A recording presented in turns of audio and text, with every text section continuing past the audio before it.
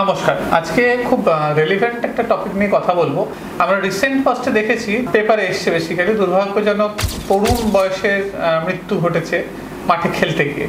একজন তো শৈশব, একজন তরুণ, দুজনের মৃত্যু হয়েছে হঠাৎ করে একটা স্পোর্টস খেলতে গিয়ে বা দৌড়তে গিয়ে। স্পোর্টসের আগে আমাদেরকে কিছু টেস্ট করা উচিত, হার্টের কিছু টেস্ট করা উচিত অবশ্যই। স্পোর্টসকে আমরা বেসিক্যালি দুভাবে ভাগ করতে পারি। একটা হচ্ছে এন্টারটেনমেন্ট স্পোর্ট বা লেজার টাইম স্পোর্ট, যেটা বাচ্চারা নর্মালি খেলে। ইন জেনারেল এই স্পোর্টসের জন্য আমাদের কোনো বিরাট গাইডলাইন নেই, যাতে বলা আছে যে কার্ডিয়াক মনিটরিং ভীষণ দরকার পড়ে। কিন্তু কম্পিটিটিভ স্পোর্টস বা এন্ডিউরেন্স স্পোর্টস যেগুলো আছে, সেই স্পোর্টস বা অ্যাথলিটস যারা কম্পিট করে, তাদের ক্ষেত্রে কিন্তু মাঠে নামার আগে ডেফিনেটলি কার্ডিওলজিক্যাল চেকআপ অবশ্যই দরকার। তো আমি বলবো, আজকের দিনে যেখানে এরকম দুর্ভাগ্যজনক ঘটনা শুনছি, সেখানে সমস্ত ছেলেদেরই, শৈশবদেরই যারা একটু মাঠে বেশি দৌড়দৌড়ি করে, ফুটবল খেলে বা দৌড়ে, তাদের কিছু চেকআপ করে নেওয়াটা উচিত।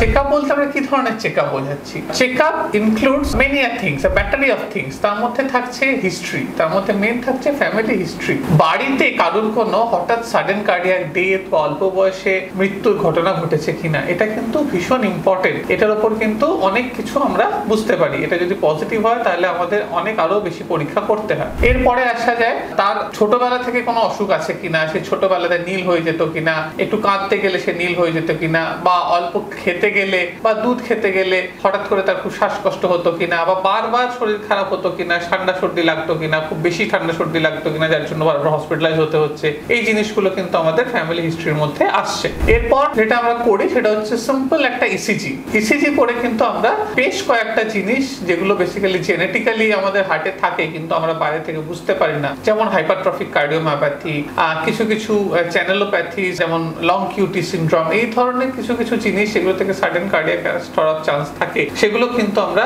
ইসিজি থেকে একটা ধারণা করতে পারি। নেক্সট আসছে ইকোকার্ডিওগ্রাফি। ইকোকার্ডিওগ্রাফি একটা অত্যন্ত ইম্পর্টেন্ট জিনিস, সেটা ডেফিনেটলি করা উচিত। সেটা থেকে আমরা হাইপারট্রফিক কার্ডিওমায়োপ্যাথি অথবা কিছু ভালভের অসুখ আছে কিনা, এই জিনিসগুলো কিন্তু আমরা রুল আউট করতে পারি। ইসিজি থেকে আরেকটা জিনিস ইম্পর্টেন্ট, সেটা হচ্ছে আমরা রিদম নিয়ে আমরা কথা বলতে পারি। রিদম নিয়ে আমরা দেখতে পারি যে সে খেলতে পারবে কিনা, তার রিদমে কোনো গন্ডগোল আছে কিনা। অনেক সময় রিদমে গন্ডগোল থাকলেও আমরা তাকে বলতে পারি যে তুমি এতটা বেশি দৌড়দৌড়ির খেলাটা খেলো না, অন্য খেলা খেলো। এই জায়গাগুলো কিন্তু আমরা গাইড করে দিতে পারি।